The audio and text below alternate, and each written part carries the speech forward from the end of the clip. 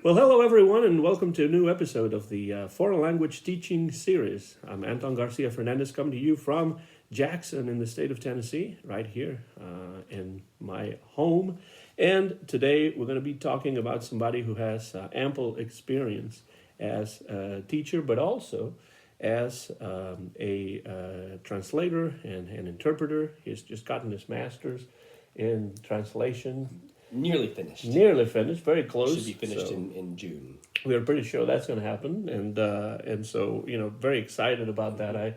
I suppose it's a friend of mine who usually goes by John Mark or Juan Marcos as well. John Mark Maust. Hello, John. Thank you very much for being Good here. morning. It's great to be here. I'm really happy to have you. I've been wanting to do this for a long time because on this series we talk to people who have experience teaching a foreign language somewhere, either in the U.S. or overseas. But we have never had, as of yet, somebody that has also worked and is currently working as a translator and as an interpreter. You taught Spanish at Lane College, and now you work as a translator and interpreter in and around the Jackson, Tennessee area here in West Tennessee. And, my first question, John, is how and when did you first get in contact with the Spanish language? Well, my whole life. I was born in Honduras, and I grew up there. I lived my teenage years in Ecuador, so I've spoken Spanish as long as I've spoken English. And was your family American and moved over there for a specific reason? So my parents were both from the United States, and their work brought them there. They were doing community development projects. Well, in Honduras, they worked at a school. And so at home, we would speak English. My education was mostly in English, but everything else outside the home was in Spanish. And how important do you think those years abroad were for you? And I say abroad, but you were born there, so it wasn't really abroad I mean, for you. it was home for me, but a different place from here. I would say that my Spanish would not be what it was if I had not grown up around it. I really admire those people who reach a high level of proficiency in a second language who start as adults. I include my parents in that group because they were in their late 20s when they moved to Honduras and didn't know any Spanish. I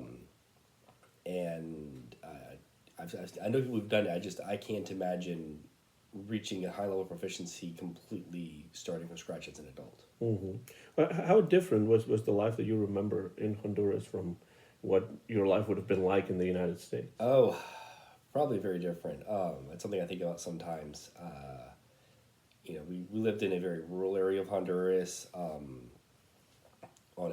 on a coffee plantation, and I remember being 7 years old, 8 years old, and I kind of had the run of the place. And then we actually moved back to the U.S. for about 2 years before we moved to Ecuador. And in the U.S. we lived in a small apartment. It was just very, very different. I much preferred the rural life, but also I feel like there's something about Latin American culture. I can't always put my finger on it, but I feel more relaxed and more at home there. I see. In reality, you were brought up really bilingual in a way. Is there anything in particular that has attracted you about the Spanish language? Anything about the language or about the culture? I don't know. I feel like it's a very expressive language. Sometimes when I'm very emotional, I find that Spanish is better than English. I don't know. I have no detailed analysis of why that is. I think I would agree with that. But I feel like sometimes it just handles emotions better than English. We'd have to talk to somebody who's, I guess, a psycholinguist to analyze that. But Spanish also, and this I didn't realize about Spanish until I started teaching Spanish years later, but Spanish compared to English has a lot more internal consistency. And I really can't imagine ever learning English as an adult. Because it is so irregular and so inconsistent. And Spanish, at least, has a lot of rules, but it follows the rules. And there are even rules about when to break the rules. And English is, roll the die and see what happens. I think that there would be students who wouldn't agree with that. Who'd probably think that Spanish doesn't make any sense. I often had students tell me Spanish didn't make sense, and I'd ask them to show me how English made sense, and they couldn't explain to me why English did some of the, our irregular past tense in English is very confusing. If you expect past tense to be an ed, today I walk, yesterday I walked, and then, well, what about go? Yeah, went and Where did went brought come and from, right? Where did it come- leave, left, and all of that. where are you supposed to? How are you supposed to know that? And they all knew it, and none of them could tell me when they learned it. And that's the beauty of being a native speaker is you just pick it up by being around it.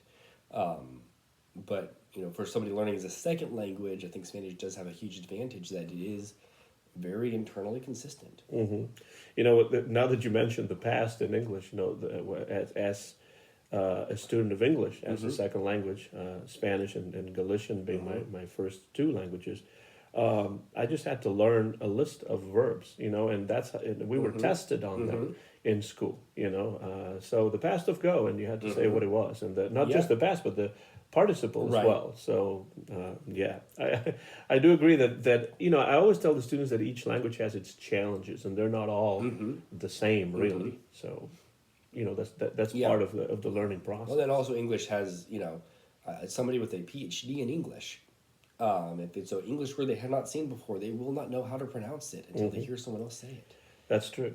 Whereas in Spanish, somebody with 2 semesters of Spanish can look at any Spanish word and should be able to pronounce it perfectly. That's true. I always tell the students that if they learn the vowels, a, e, I, o, u, right, then pretty much everything else falls into place if you know how to pronounce the other letters, because it really is consistent in that way. Now, it may not be consistent in other ways, but definitely the spelling, the pronunciation are very, very consistent, which is not the case in English, like you said. Yeah. There are things, when to use reflexive verbs in Spanish, that can be tricky. Gendered nouns in Spanish can feel very arbitrary to someone who's not used to that. So, Spanish does have its challenges. But at least it's just 2 genders instead of 3, like in German. Oh, German. There are languages that have even 5 or 6 different genders. So, yeah. So, when did you move back to the United States, John? For college. So when I was 18. Well, and I say back, but it wasn't back. It was like moving for the first time. Right. When I was 8, my dad went to grad school, and we moved back to the U.S. for those 2 years. And so we're there then. And we would come, had grandparents, cousins. We would come and spend time in the U.S. every few years, but not to live. It was always a short time, maybe at the most a few months. But the expectation from my parents always was that when I finished high school, I would go to college in the U.S. And I was not the biggest fan of that idea. I can remember being probably 17, and in Spanish, that's called, at least in Ecuador, they call it la edad del burro. I don't know how common that is in the rest of Latin America. As in being a teenager, right? I think in Spain they would say la edad del pavo, as in turkey. Yeah. Okay, but it's teenagers can get very stubborn and focused and stuff. And I really got into my head that I did not want to leave Ecuador, and my parents told me that I had to. And I said, well, what if I don't pass any of my classes and can't go to college? I said, well, then we'll help you find a job. And you're going. I was like, well, So, but yeah, that was when I moved to the U.S. really for the first time on my own, and it was a hard transition. But I moved to New Orleans, and to make it even more interesting, this was in 2006. If you know much about New Orleans, 2005 was when Hurricane Katrina hit. So it was pretty much exactly 1 year after the hurricane. That might be part of why I got a good scholarship, was because they really wanted more students. But I looked at that school before the hurricane even hit, and I wanted to go there. And so then when it became clear they were reopening after the storm, I went ahead and applied, and that's where I ended up. I would say I think New Orleans, for somebody used to Latin America, I feel like New Orleans is a good gateway place to the U.S. In a lot of ways, it's part of the Latin American world. It's a French/Spanish colonial city. It was built, the French Quarter was built by the Spanish and feels like a Spanish colonial town. If you've been to any historical colonial part of a Latin American capital, and you go to downtown New Orleans at the French Quarter, it feels the same in a lot of ways. But I went to college there. I got my bachelor's degree, and then I went back and got a master's degree in Spanish. And from there, I ended up teaching Spanish. Was that something that you always wanted to do, or was it something that just sounded like something that you would be good at and that would be interesting to you because of your background? Yeah, I did not set out wanting to be a teacher. I've always loved language, and in high school, I would work as a volunteer interpreter. Groups of American volunteers would come down to Ecuador for different projects, and I would interpret for them. I really enjoyed that. And so I had the idea that I wanted to do maybe some kind of interpreting, translating work, or maybe work for the UN or something like that.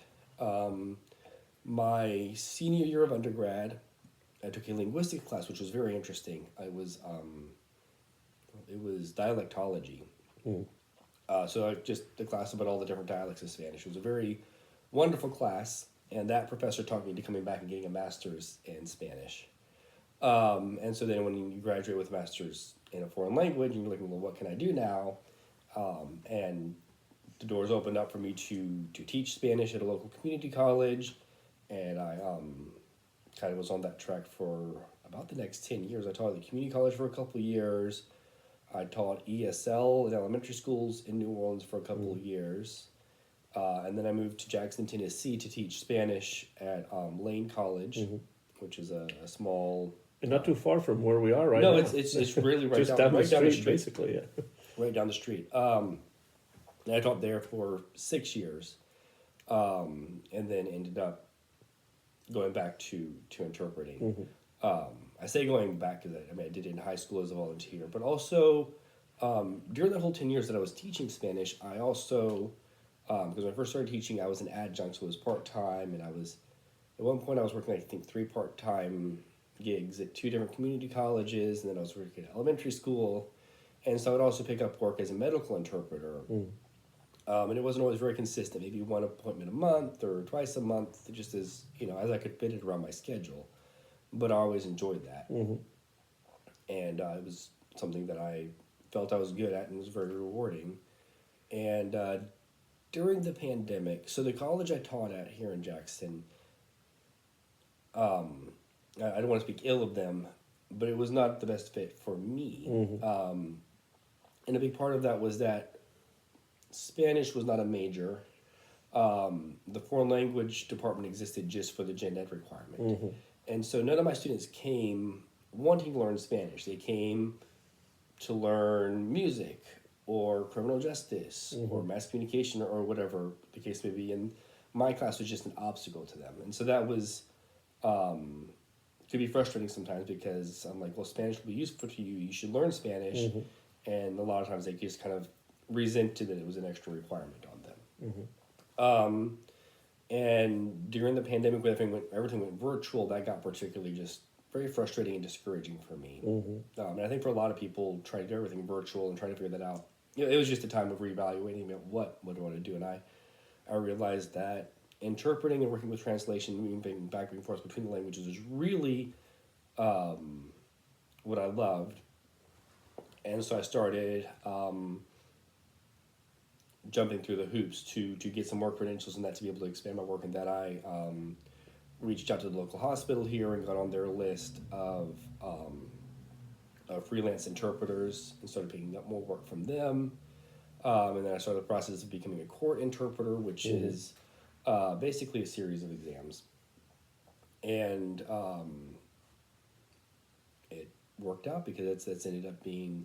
well, they had budget cuts and languages were on the chopping block, and this path opened up for me. And it's actually been very rewarding for me because as an interpreter, you show up and often people are having the worst day of their lives. Whether they're having a medical crisis and they've gotten some terrible diagnosis, or they're worried it's a terrible diagnosis, or, maybe there's some kind of legal problem and they're having to go before a judge because they've been accused of some terrible thing. And, I'm with them on this terrible day, but because I'm there, they understand what's happening and they can express themselves. They can ask the doctor that question. They can understand what the doctor's saying when they explain, no, that mass is benign. It's not cancer. You're good. And without an interpreter there, that message gets lost. And even more so in the court system. I think even if everybody speaks the same language, court is very intimidating. There's a possibility, you could get locked up. There could be who knows what's going to happen. I think even in a monolingual situation, that's intimidating. And then if you don't speak the language, and then somebody shows up who does understand you, and you can actually talk to the lawyer, you can talk to the judge, you can, express what happened and answer for it, all of a sudden it gets, to that degree less terrible. And I found that very rewarding. So there are other ways in which, as a translator, as an interpreter, you can help people besides just the translation, right? Because I feel like maybe there are people who think, well, a translator is there or interpreter is there just to, translate into the language and interpret and make sure that what the person needs to say is conveyed and that kind of thing. But are there other ways in which during that relationship that you establish, even if it's just that day at that time with your client or with the person that you're helping? Yeah, well, we do need to be very careful because the interpreter, especially in court systems situations, needs to be impartial and needs to not even appear to favor one side or the other. So I'm not really free to just have a conversation with the defendant and become buddy with them.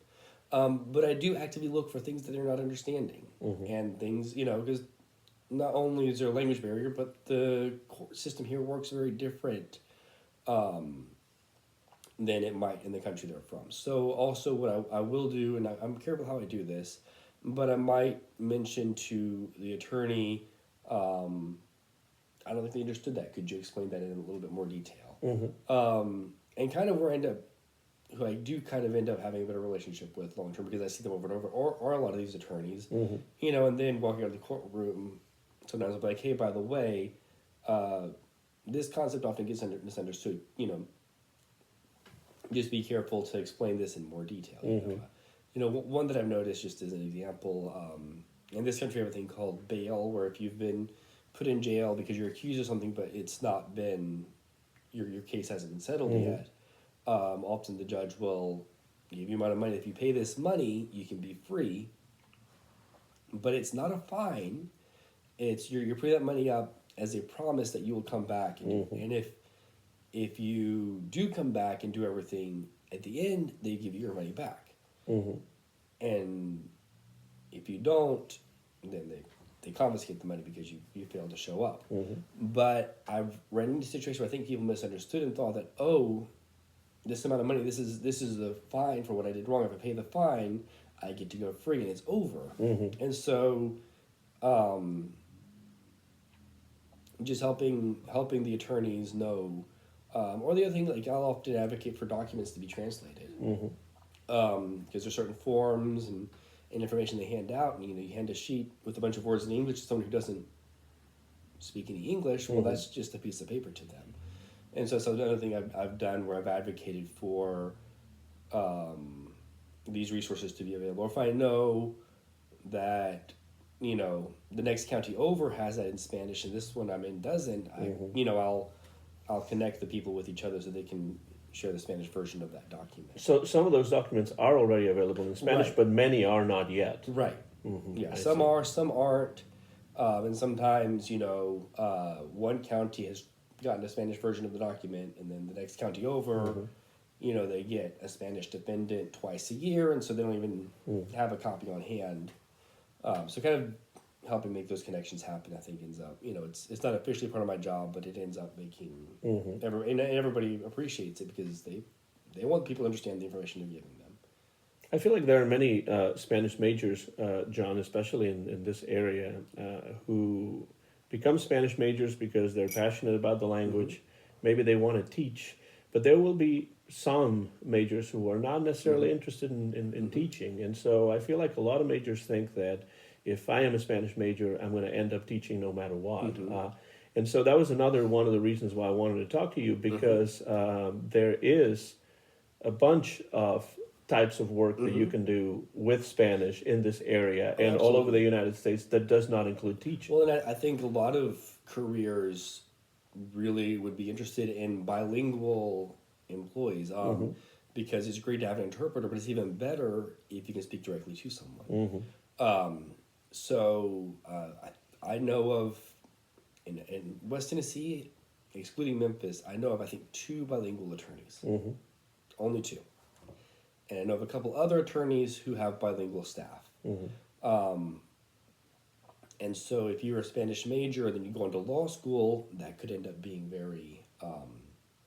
and also something, and this is something I thought when I did teach Spanish, is I feel like we do a disservice by not strongly encouraging a Spanish minor with a lot of other degrees. Mm-hmm. So if you're pre-med or nursing or Criminal even business, justice. criminal justice, Agriculture, maybe. even but why is a Spanish minor not strongly encouraged there? Because when you're in that field, you're going to run into people who speak Spanish. If you're an attorney, if you're a doctor, if you're a nurse, and it may be, depending on what level of proficiency you get in Spanish, you may still want to call in an interpreter for, the most delicate, sensitive conversations. Mm-hmm.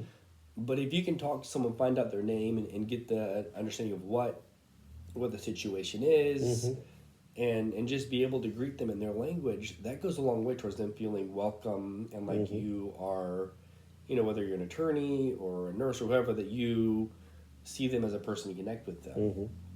And that's something that's interesting. Where did I hear this? I saw something about, we're talking about languages being harder or easier to learn. And I saw something recently about Spanish being easier than a lot of other languages, not because of the nature of Spanish, but because of the nature of Spanish speakers. Because there are some languages, and I'm not going to name them, but you might know which ones I'm talking about, that are very famous for when somebody tries to speak the language and makes a mistake, they get corrected and kind of shut down, and then the native speakers just say, no, just speak to me in English. And Spanish speakers seem to be the opposite. Even I've seen people who are really struggling in Spanish, and their Spanish is not that great. And the Spanish speaker's like, oh, that's wonderful, you speak Spanish, let me help you. And they'll practice with them. And so that makes it easier to up your proficiency, because you can find people to practice with who won't be like, oh, you're learning my language, you speak English. And so, again, even if your Spanish isn't perfect, but you can greet someone, you can connect with them, they're going to remember that. And then when they need that kind of service again, they're going to come back to the person who was able to tell them good morning in their language. The person who made them feel like they were valued and welcome. Whereas I've run into other people who don't speak Spanish, and so when someone who speaks Spanish, they just kind of ignore them, or they're intimidated maybe by the language or whatnot. But then that ends up to the Spanish speaker feeling like they're being rejected. That may not be what the person's intention is, but that is how it comes across. Yes. And so, even if your Spanish isn't perfect, just even trying and saying good morning, what is your name? Let me get your basic information. Okay, you don't speak much English. We find an interpreter for the more technical aspect of the conversation. But even that small interaction goes a long way towards them feeling valued and welcome. I always tell the students also that that is always a good way to just practice the language and actually see that this is something that can be and should be taken outside of the classroom, that there is a communicative dimension to it. And so I always tell them, for example, even in Spanish, the first semester of Spanish, I always tell them, you can go into a Mexican restaurant and order your food in Spanish, or try to, and then see if you get what you actually ordered. And that's just a way to practice, because there are a lot of opportunities, I think, in this area, especially in this of Tennessee. Area. Absolutely. I mean, I find, we have a number of places here that are very authentic. We have, I think, 5 or 6 Hispanic grocery stores here in Jackson, a number of food trucks, plus other, not just Mexican restaurants. We also have a Honduran restaurant and a Salvadorian restaurant. At one point, there was a Guatemalan food truck. I think they closed. But yeah, often people, they ask me, what can I do to improve my Spanish? Is there a curriculum or an app you recommend? And there are good apps. The one of the green owl, at least it always reminds you to practice. But I think actually using it is the best thing. Anything that'll get you using Spanish. So I say, pick one of our local businesses where they speak Spanish, whether it's a food truck or a little grocery store. And even our little grocery stores, they all have hot food. And just make that part of your routine once or twice a week. Go in there and just let them know that you're trying to improve your Spanish. and maybe the first time all you say is buenos dias. And then it's buenos dias, ¿cómo estás? And every time just a little bit more, and your confidence will get better. And they'll get to know you. You'll become a repeat customer, and they'll help you. They're not going to be mad that your Spanish isn't great, because often they've tried to learn English. And they have that empathy because they've tried to speak English and it's been hard, and so they're going to be supportive of that. And we have some really great, so if you make that part of your routine, you might be surprised at how good you get as you use it. Were you ever intimidated by the possibility of making mistakes when you're speaking the foreign language, or was that something that, because I feel like some students do have that problem. They want to be perfect. They don't want to make the mistake. And I always tell them that's not the point. The point is to be communicative, to put your point across. Have you ever had that problem, or not really? And I think this is the advantage of learning as a child, because children are much less afraid of making mistakes or worried about, especially the younger children. They're much less worried about how people see them, and they don't get embarrassed as quickly. But that is something I do remember a lot of my students wouldn't want to try to speak it until they could say everything perfectly. And they wouldn't want, there's this fear of, if I make a mistake, it's a bad thing. And, you're going to make mistakes. And that's it. What I would tell my students is the only person who's never made a mistake is the person who's never done anything. And so that's something, you have to kind of just get over that.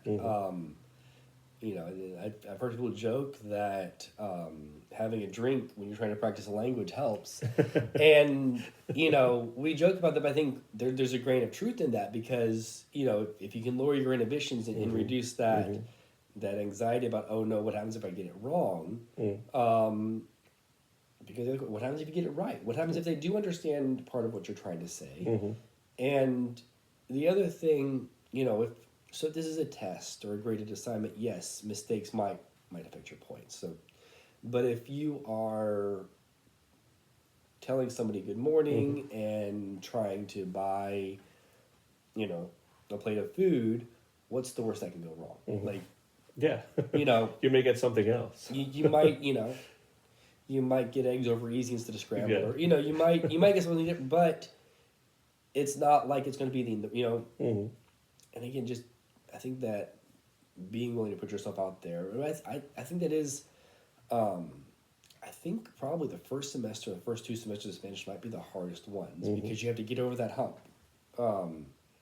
I think both the hardest to teach and the hardest on students because, especially if the student is from a monolingual background and they've never dealt with anything besides their first language, in that first semester, you've got all these brand new, like, oh my goodness, this language, the words go backwards, and we have gender, and we have endings that mean things. And the verbs particularly. Yeah, the verbs, and it feels very overwhelming. And I think once you kind of get over the hump, once you've gotten through, and even if all you understand is the present tense in Spanish, and you understand the o, as, a, amos, aisan, that pattern of how that works, and once that clicks for you, then learning other tenses it's just the same idea, pretty much. Concept.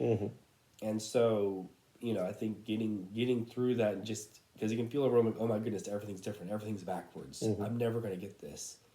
I think that anxiety, I think it shuts down a lot of students. I think that's one of the biggest challenges in a first semester language class is the conversation of, yes, this is hard, but you can get it, and you're going to make mistakes. Making mistakes doesn't mean that you'll never get it. It's part of the process. Part of the process. Yeah, absolutely. And honestly, we make mistakes in our first language. Like every fluent speaker of their own language will say the wrong words sometimes. Like listen to the people around you. They mispronounce things.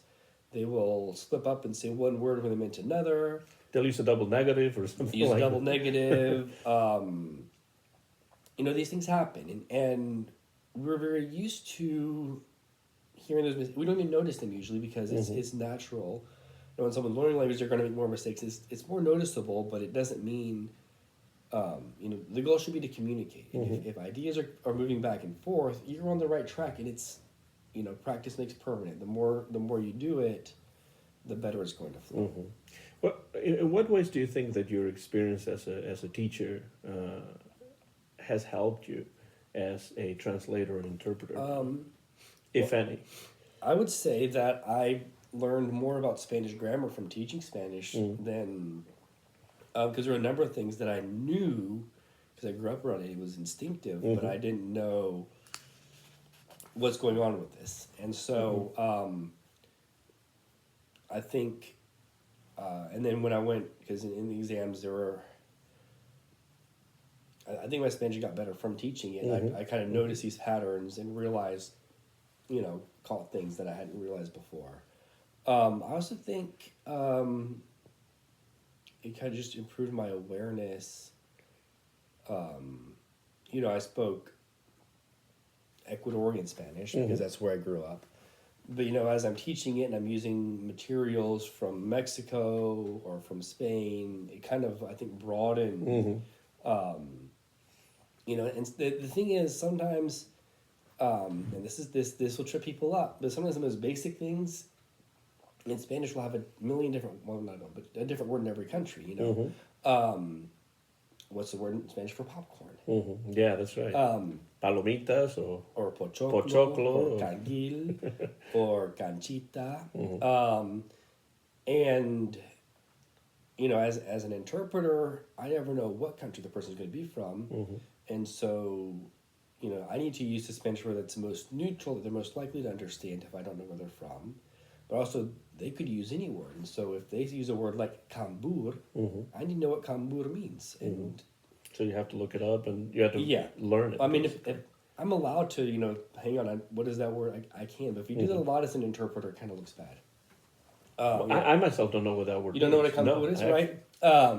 So it's what people in Venezuela call a banana. Oh, okay. Right? Un plátano. Un plátano. Which is what? A plátano or guineo in a lot of countries. Or another one, palta. Do you know what palta is? No. That's what no idea. a number of South American countries call aguacate. Oh, okay. And it's and you wouldn't know these things unless you're exposed to someone who speaks it. And that also has a lot to do with a bunch of Native American languages that exist in those countries. Yes, a lot of times what's going on is that, prior to the Spanish conquest, this product, this fruit or whatever it is, was already there. They had a word for it, and they just kept their same word for it because Spanish didn't have a word for these things, and as they came, they just learned the word from the natives. And so, that's what a lot of it is. Same thing, cacahuate and mani, both mean peanut. And which one, I want to understand both, and then which one should I use, depends on who I'm speaking to. And that's something I think that some of my students struggled with because I think a lot of times people learn a language, they want there to be one word in the new language for every word in their first language. Yes. And like, how do you say this in the other language? And a lot of times someone says, how do you say ball in Spanish? Well, it depends. The kind of ball it is, too. Right. So that there's not one word, one-to-one. I think that, and I don't think I thought about that until I started teaching. And it made me understand the dimension of the language better. Because when you speak a language all your life, you kind of instinctively know a lot of things about it. But you don't connect the dots necessarily until you... Yeah, it was the same thing for me, teaching Spanish, and I've been doing it for over 2 decades now, and it has improved my awareness of Spanish itself. But also, you can make connections with English, because English is also a worldwide language like Spanish. And so different kinds of English, Australia, South Africa, England, Scotland, the United States, are going to have different words for certain things, like truck or lorry or stuff like that. And that was something, and this was a conversation with my students, because one of my favorite complaints that happened about me, because students, and I love my students, I'm not trying to hate on students, but my students do love to complain and find things to complain about. And apparently one time students complained to my supervisor that I was teaching formal Spanish from Spain and not practical, useful Spanish, which I found amusing because I've never been to Spain. I don't speak Spanish from Spain. I speak a very Latin American version of Spanish. And so that just kind of amused me. But often my students would be kind of anxious about that. Like, are you teaching us Mexican Spanish, or are you teaching us Spanish from Spain, or are you teaching us Spanish in? And the reality is, most Spanish 1 textbooks teach a very neutral. I think it's even called that, neutral I Latin think American so, Spanish. a neutral or Latin American, but it's not specific to one country. And I had some pushback from students like, but that's not how people really talk. I'm like, but this is gonna help you talk to anybody. And so I would use English to help them understand that. I'm like, well, let's imagine you were teaching English in China. You know, you would have to choose which words. You can't teach your students everything. You have to pick and choose what you're going to teach them. And so you need to teach them the word for that fizzy, sweet, carbonated drink that Americans love so much. So what word are you going to teach them? Yeah. You know, if you're trying to teach them to sound like they're from Jackson, Tennessee, you might teach them to call it a Coke. But you don't know where they're going to use their English. So you probably are going to teach them, probably the word you would teach them would be soda, but it might be pop. Depending on where you are from, yeah. Yeah, and neither soda nor pop would be wrong. And or soft drink. And whichever one you do teach them, you're going to pick one. If they say pop and if people say soda, they will still be understood. It's not like it's a completely unintelligible. You know, it's all Spanish. I've not found that Spanish speakers have trouble understanding each other from different places. Same thing with English. That's right. You know, somebody from New York and someone from California and someone from here in West Tennessee sound very different. But they can communicate with each other. Now they use different words. Sometimes they have a different accent. And you might have to once in a while be like, hey, you said that. What did you mean by that? You know, or the person from New York might be surprised that when they say they want a Coke, they get given a Dr. Pepper. Yeah, exactly. You know, because here in West Tennessee, Coke can mean any, you know, Dr. Pepper, Sprite, Pepsi. Which one do you want? They're all Cokes. But overall, it's the same language. It's mutually intelligible. You know, and the difference between Spanish in Spain and Spanish in Mexico is not this wide chasm. I mean, it's a different accent. There's some vocabulary differences. And as an interpreter, something I've done is intentionally consume TV shows from as many places as I can. Yeah, I wanted to ask you about some of those tips, you know, about how to do that, because I do get questions from students sometimes, like, what can I do to practice my Spanish and to make sure that I understand, for example, Mexican Spanish, because I was born in Spain, and so I'm teaching them, not really, but I'm teaching them Spanish from Spain.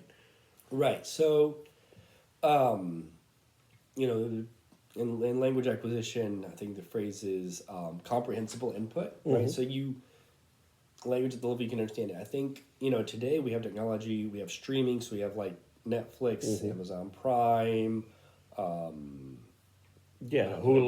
all these things. Yeah, everybody has HBO. a few, and there are excellent programs made in Spanish.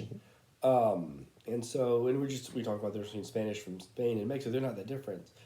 Argentinian Spanish is a bit different. I think they're further, you know, again, mutually intelligible, but it is a bigger difference. And I found some really great Argentinian both movies and TV shows on Netflix. Amazon Prime also has a good bit of great content. But I would say look for things made in those countries. Netflix has things, Prime has things, and I'm sure if you look, whatever service you have, I'm sure, but look. Don't pick your favorite show in English and put on the dubbing, because sometimes dubbing is really bad quality. Yes. And in Spain, that's all you have. You have dubbed shows. Right. Because they're always dubbed into Spanish. Right. And even though the dubbing is usually good quality, I don't think it's the way to go. No. But there are also shows produced in Spain, in Spanish. Amazon Prime did a couple seasons of a series called El Cid, or La Leyenda del Cid. And they took some liberties with the original text. So don't go into this looking for a perfect representation of the Cantar del Mio Cid. But I do think they did bring the medieval world to life. But it was made in Spanish by people in Spain, and they're I think it's a great. Yeah, they've recently done 100 Years of Solitude on Netflix. I haven't seen that yet, but it's on my list to look into. There's a show made in Argentina. It's on Netflix called El Marginal, which is set in a prison. It's a bit gory and violent, but if you want to be a court interpreter, it's not a bad one to watch. because interpreters kind of need to be shock proof because you never know what people are going to talk about when they get up there. They're going to be accused. I mean, a lot of what I do is minor traffic offenses. Probably the most common offense I've interpreted for is driving without a license. So I'm not saying that everything I do is terrible crimes, but you do get people who it's a homicide or it's a drug deal that went bad or something, and so these topics do come up, and so knowing how people talk about these things in Spanish will be useful. So yeah, El Marginal is good, and it's very Argentinian. What else have I watched? There's some Colombian police procedurals. That's something I recommend people doing their thing. What can I do to improve my Spanish? Is find a show. I'm not going to tell you what show to watch because I don't know what your tastes are. And with today's technology, and we've got, is it 21 countries that speak Spanish? I think it's 21. You can find something that's your speed, I'm sure. And watch the show. And what I would say is put it on. Try watching it with Spanish subtitles at first. And if you're able to follow it, then just do that. But put the subtitles on so that if you can see what you're hearing. Now, if you're closer to a beginner and even with the subtitles you're lost, that's fine. Switch the subtitles to English. Leave the audio in Spanish, but put English subtitles. And watch it once. Watch each episode once with English subtitles so you understand what's happening, get the gist of the plot, and then rewatch it with the subtitles in Spanish. That way, you already know what's happening, but you're listening to the words and seeing them at the same time. And usually they line up sometimes. And I mean, the reality of subtitles is you have to fit it in the space and the time. So sometimes it'll be abbreviated, sometimes they'll shorten it a little bit. But for the most part, you're going to be seeing what you hear. Yeah. Right. Now, that works really well for things made in Spanish with Spanish subtitles. That doesn't work for translated things. So, like, if you pick your favorite show, I'm just going to pick Friends because everybody loves Friends. Yes. If you try to watch Friends in Spanish, the problem is that the dubbing and the subtitles were probably made by two separate people. And so they're not going to line up at all. Because the voice has to line up with the mouth and the subtitles with the space. They're working with different constraints. So the dubbing is trying to fit the mouth and the timing, and the subtitles are also trying to fit that. But also, it's two different. The people doing the subtitles and the people doing the dubbing don't even talk to each other. They're completely separate. So, something could have two ways of translating it. And each one's fine, but they pick different ones, and so it's not going to line up. And so that it doesn't work for dubbed translated things, but it works great for things made in Spanish because the subtitles are matching what they are saying. You mentioned working in hospitals, in a medical situation, and at court. What kinds of jobs do you have access to in West Tennessee, here in the Jackson area, as an interpreter of Spanish? Probably 70% or more of what I do at this moment is court. Or legal related, like it might be a parole hearing or someone meeting with a probation officer, medical, so any kind of medical appointment that can be from, babies getting their checkups, someone's in the ER, someone's getting a surgery. I also do sometimes educational things. Things like IEP meetings or parent-teacher conferences. And that's actually where we really need more interpreters, and I feel like schools sometimes have dropped the ball on this. Because, a lot of times there's a dependence on bilingual children to bridge that gap. I see that as a soccer referee in this area. And that's a problem. And this is not just me saying I want more work. I think it's problematic, number one, to ask someone who's not an adult to be the channel for that adult conversation. I think is inappropriate. But also, let's say it's a teacher and they got a kid in their class who's has some problems, and so they're under the parents. If it's that same kid, that's not, if when you think about when you were a kid, if you had gotten in trouble, and then everything your teacher told your parents went through you, that doesn't work. Yes. It also doesn't work for it to be a sibling, which is what happens a lot of times too. That can go one of two ways.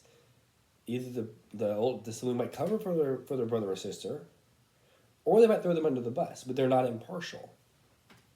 I think that's something that and I've seen it in medical. I've seen so many times I hear people say, "Oh, well, can you bring a friend? Can you bring a kid? Can you bring somebody who speaks some English?" And what you lose at that point is somebody who's impartial. Because when you bring someone in who is connected to the situation, who has lots of feelings about the situation, that is going to affect how they transfer the message. Yeah, there'll be an agenda, there'll be blindsided. Right. Or think about, think about a health issue you might have. And think about how when you went to see the doctor on that, it was your brother who, and let's say the doctor had asked you to follow a certain dietary restriction or something. And then the doctor's asked how that's going, and you answer, and then your brother gives your answer to the doctor, but he kind of inserts their commentary. That's not appropriate. So, definitely not for a minor, but also, you want somebody who is focused on the message and isn't connected to the situation so that the message gets faithfully transferred. And I think that's something that a lot of times the thought is, well, anybody who knows some of both languages can probably bridge the gap. And that's fine for a lot of situations. When it's a important or sensitive conversation, you want to make sure that all the nuances are covered and that you're not getting interference from the person's connection to the situation.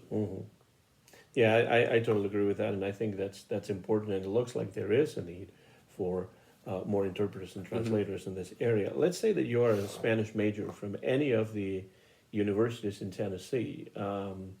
Could you very quickly walk us through the process of becoming a translator and interpreter? Is it difficult? Sure. What hurdles do you have to jump over? That kind of thing. I'm just used to becoming a court interpreter.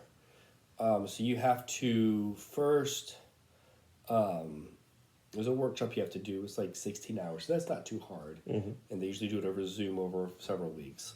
And then there's a series of tests. There's a written exam you have to go to Nashville to take. And that's just an English exam. And I didn't have trouble, but I've heard that people do struggle with it. And on that, to become an interpreter, there is no required education. They don't require, you could have not even finished high school and become an interpreter. However, I would be very surprised if somebody without at least a college education successfully jumped through all the hoops. It could happen, right? There could be somebody who never finished high school, but they study on their own. They've read a lot. They've, it happens. But that would be the exception.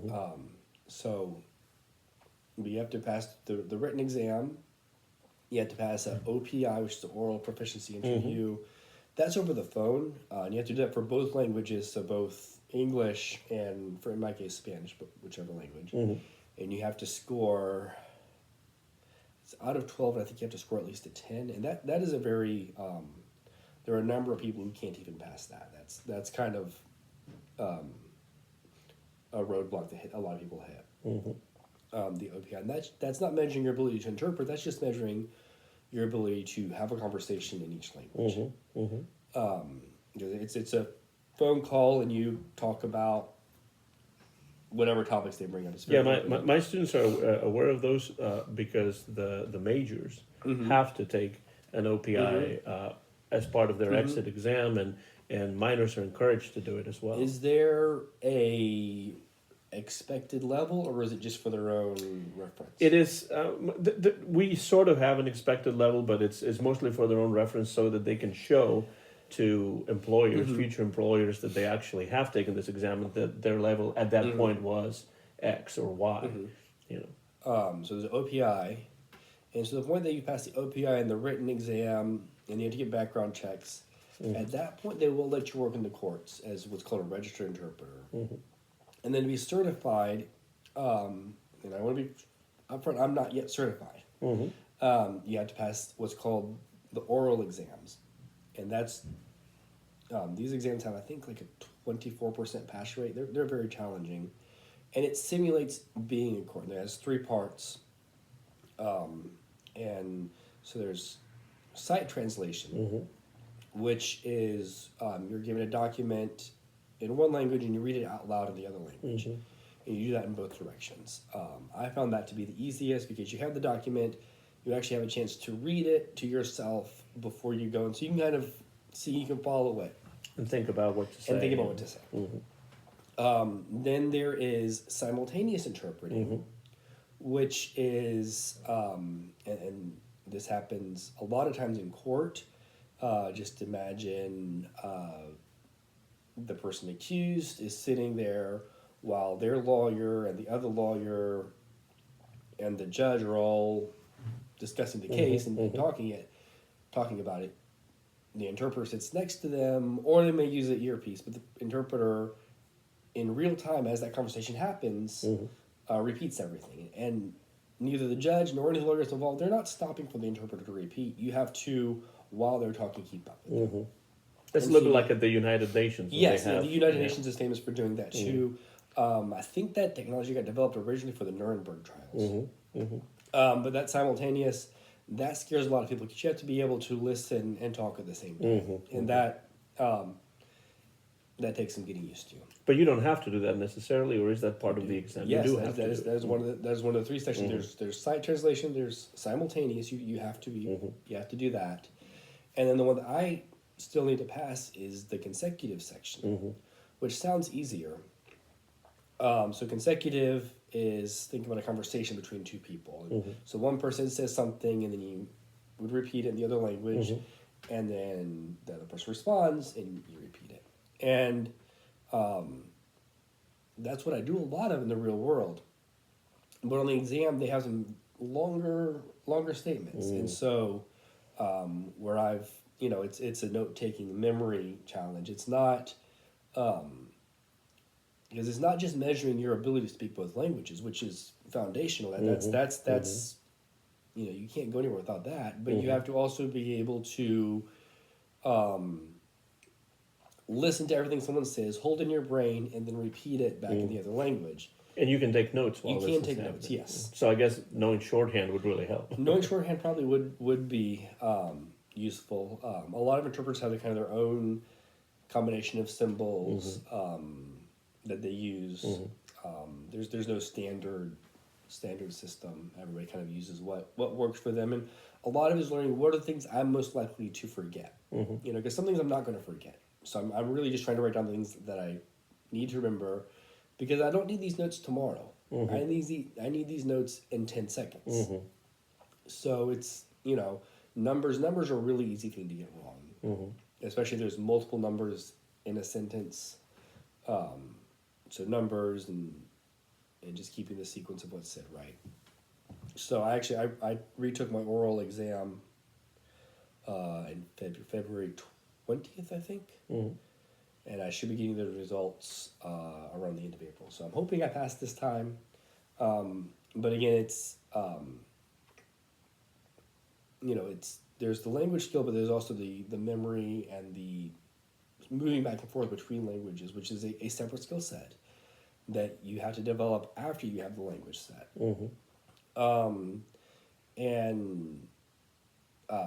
I think my wife was not quite understanding why I was struggling with this, and I took some of my study materials and I just let her practice it just from English to English. Listen to what's said, and then she realized, oh, this is hard. It's the memory and note taking. That's a skill, and so that there are courses available. There are study materials out there.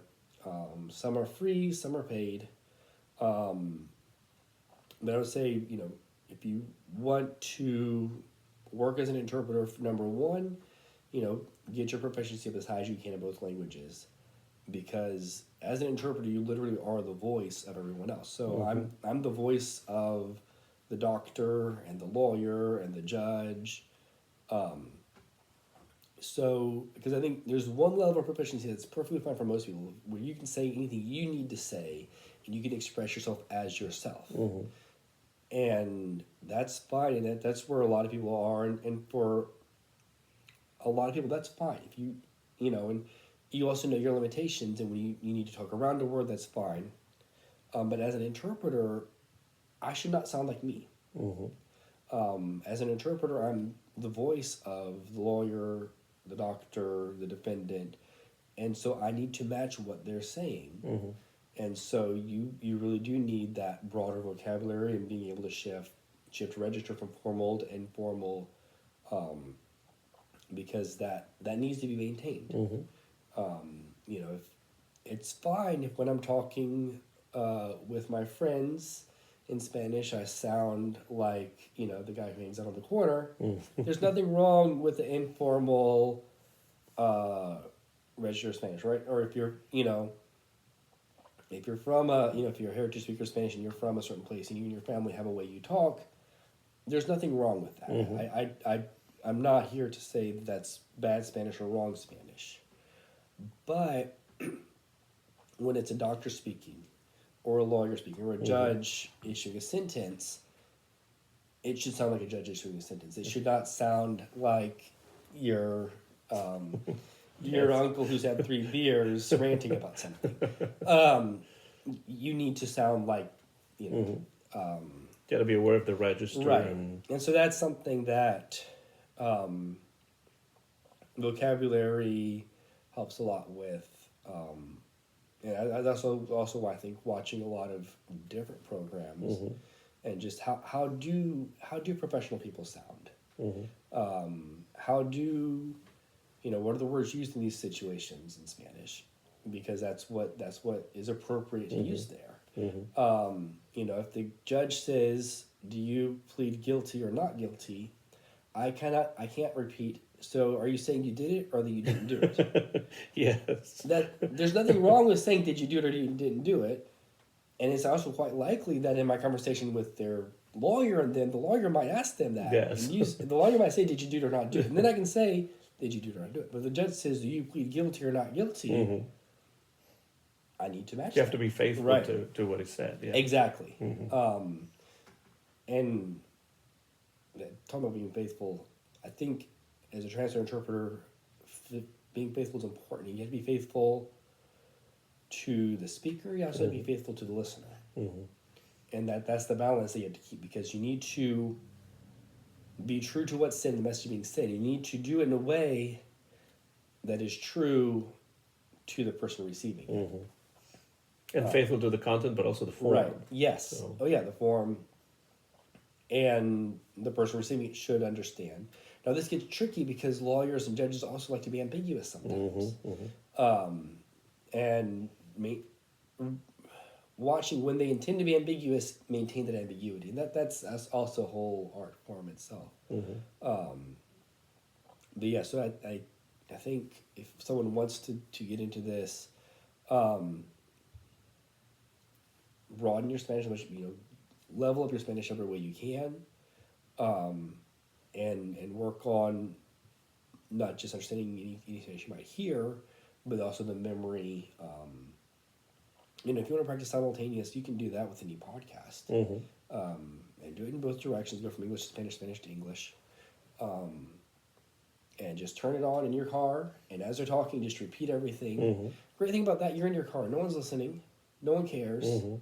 Make mistakes, that's fine. Just get yourself used to listening and speaking at the same time. I do that sometimes because in the car I listen to a French-Canadian radio station on Sirius XM, Ici Première, because I took 10 years of French growing up. So, I speak French quite fluently, but of course it gets rusty if you don't use it. So that's how I practice every day. Going up to Martin to teach my classes, I just listen to the French, and then in my head, or sometimes even out loud, I try to say in English or in Spanish what it is that I hear in French, and that is very helpful to become aware of not just vocabulary but also grammar and syntax and all those sorts of things. And then you can't do this when you're driving, but like when something does trip you up, make you stumble, take note of that. And I mean, when I'm in court, I usually have a notepad, And sometimes I'm taking notes, telling me what to say. Other times, I'm writing down the word that I don't like how I interpreted. You know, like they said something, and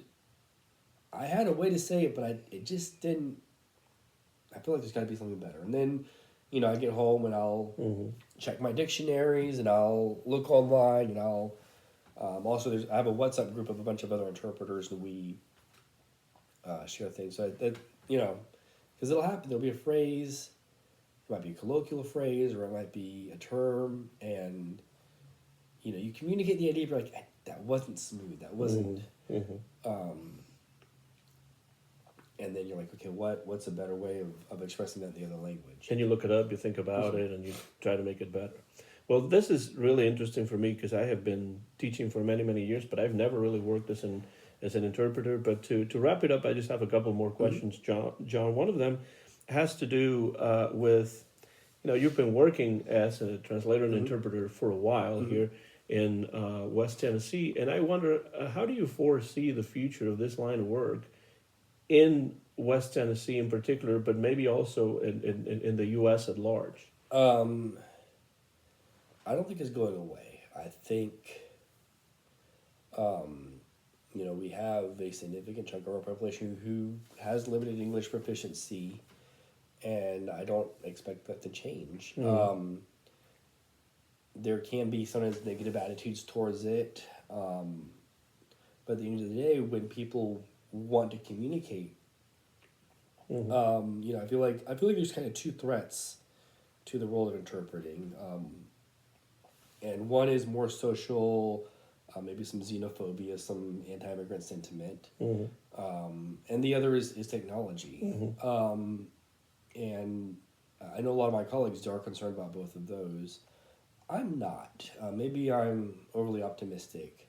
But the reality is we have a large Spanish-speaking population, and a number of them are documented. A lot of them are documented, and they're here on some kind of work visa, some kind of exchange program, and you know, I think I'm hoping we get some immigration reform, and I'm hoping we have a better process for vetting and getting visas for people. But I think the reality is we have a number of industries that have a high demand for immigrant labor, and I don't think that's going to change. I think maybe the mechanism through which they arrive here can be better.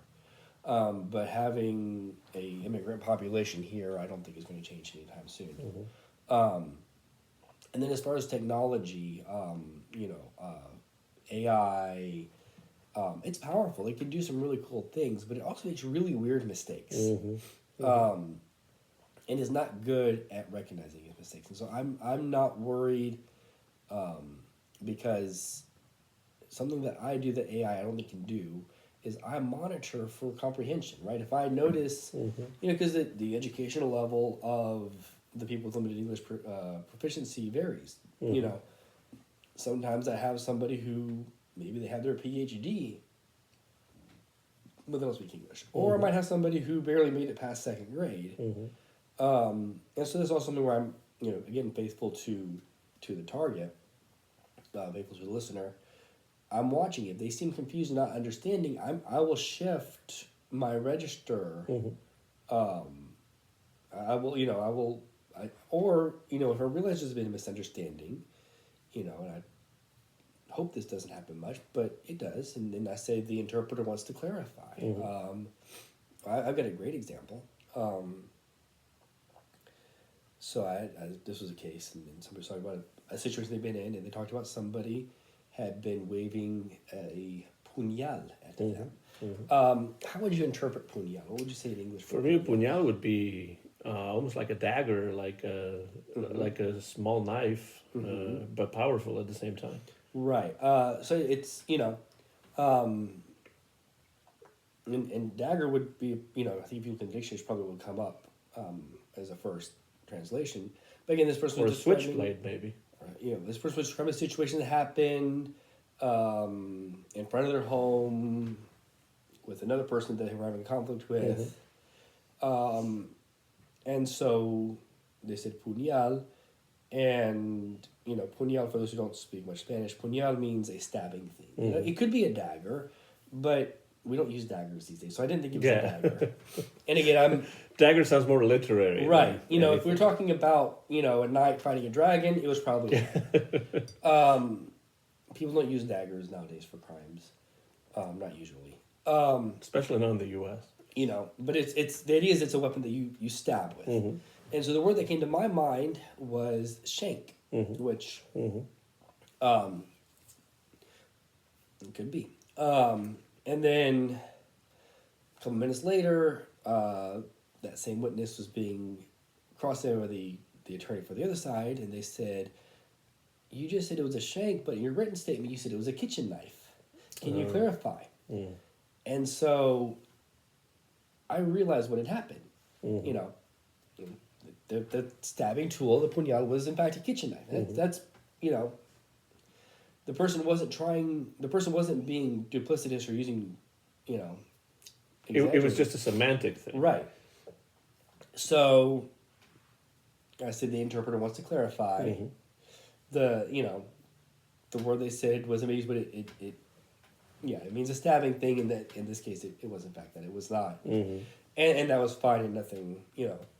I don't know that AI would realize that. I think AI would ask the person, you said it was a dagger, and here said it was a kitchen knife, and the person would be very confused about what. Yeah, why?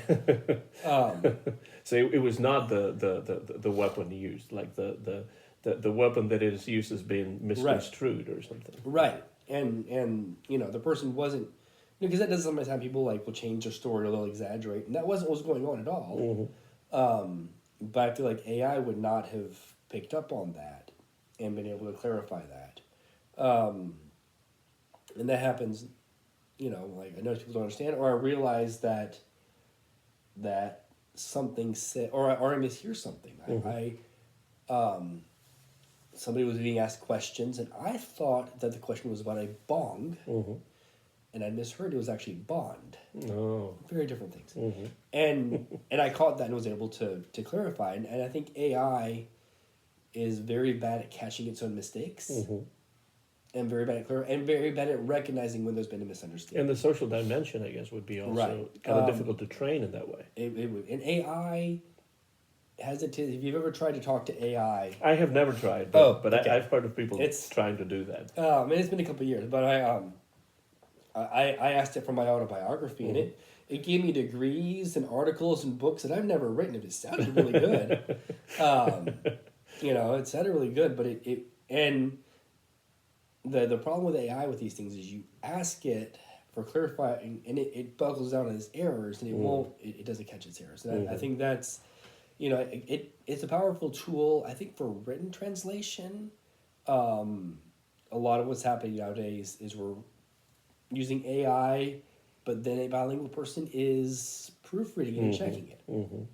Just makes the job faster. It can make it faster, and it shifts it from more of an editing proofreading to a directly translating. Although I'm working on a translation of a book, and I'm not used, when I'm translating technical things, I will, but for something that's more artistic, literary, it's not going to have that. Yeah. The artistic dimension is missing. And then, for interpreting, it's live. And I mean, they've got things now that will do live interpreting with AI, but to be honest, I have not tested it, but I just, from the errors I see AI making, I think it might be fine for some situations, but if it's a life-changing situation and people's health or freedom is at stake, I think it's important to have somebody who understands both languages to catch the output. And at the point you have someone doing that, you might as well just let that person interpret. Yeah, absolutely. I understand, and I agree with that. And I think there's still a lot of work to be done to improve the AI technologies before they can actually do those jobs I think in a faithful way. We're a bit excited with the new shiny things, and maybe don't let ourselves realize some of the downsides they have. Well, last question, John. You speak English, you speak Spanish, you've worked with both languages, and that's, your line of work right now has to do, and for a long time has had to do with those two languages. Why do you think that in the 21st century in the United States, it is worthwhile to learn a foreign language? Well, I think there's a joke I heard.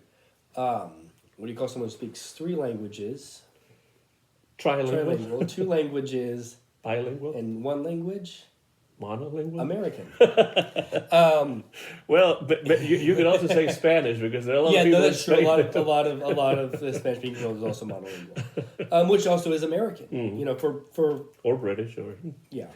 But I mean, the reality is most of the world does not speak English. Spanish specifically, we have, Latin America plus a country in Africa plus Spain that speaks Spanish. French is widely spoken. I think Chinese has the highest number of native speakers. There's so much in the world beyond just English. And so when you only speak one language, you're kind of locking yourself off from that whole section of the world. And I mean, we are interconnected. I mean, I don't think everything we do, our technology is coming from other countries. We're selling stuff to other countries. We have a lot of immigrants in this country. And I think having a second language opens up opportunities. And it lets you connect with, billions more people than if you didn't. I think also learning another language, even if you never get perfect at it, it helps your mind. It helps you, number one, understand people who maybe are struggling with English. It gives you that empathy. And again, even if you just know how to say good morning, thank you, that can go a long way towards building connections. And that's something I try to know how to say thank you in as many languages as I can. Because if I go to, the Vietnamese restaurant, I want to be able to, if I can't say anything else, I can say thank you. And that means a lot. And I think it's that ability to connect with other people. And I think it's very, I guess, prideful to be like, oh, everyone should learn my language. I think everybody should learn at least one other language. And if you can, try, it's about opening doors and being connected to everybody else. And you've used the word rewarding several times to talk about your language learning, but also about your job right now. And in what ways is your job rewarding, John? I think, I'm often with people on terrible days. They're going through, things I hope I never have to go through. But seeing my role and my presence is mitigating that. When I go home at night, sometimes it's like the terrible situations play in my mind. And then I think about, well, what would have happened if no one there spoke both languages? Can you imagine you've been accused of something, you didn't even do it, and you don't even know what they accused you of. They just, put you in handcuffs and took you somewhere, and then, you go in front of a judge and he says something, I don't know what he said, and there's people in suits talking back and forth, and one of them says some things to you, and you don't know what's going on. That's a nightmare. And so even if it's bad, knowing what's going on, understanding what's going on, makes it much less terrible. I think that's seeing, and like, I walk into the court building, and I don't know, there's one places I go to regularly. Sometimes I'm going someplace I don't go often, they don't know me, but I've got a number that are regular stops for me. So I walk in, and the deputies at the door recognize me and tell me good afternoon, and I walk into the actual courtroom, and one of the staff members has a list of cases that need Spanish, and they hand that to me, and the public defender's like, hey, good to see you. And the prosecutor's like, oh, glad to have you here today. So, not many people can say both the defense lawyer and the prosecutor lawyer are happy to see you there. And then, the judge gets in there and sees that I'm there, like, oh, welcome back. Always great to have you. So that's also, and then they call the person who doesn't speak any English or speaks very little English, and they're all stressed, and maybe they brought their cousin or someone because they don't know what's going to happen. And when there was, oh, there's somebody here who understands me, there's just, I've seen a relief come over them when they realize, oh, I can, talk to this person. And, I can be understood, and I can understand what's going on. you know, that's I think that's the rewarding part. You know, my role makes things better. Well, I love to hear that, and it's something I know very little about, and this hour and almost 15 minutes that we've been talking about, your job has been really rewarding for me personally, and I hope also for the viewers and the listeners. Mark Maust, professor and translator and interpreter, speaker of English, of Spanish. It's been a pleasure having you on the show. Thank you for having me. It's been fun. Thank you.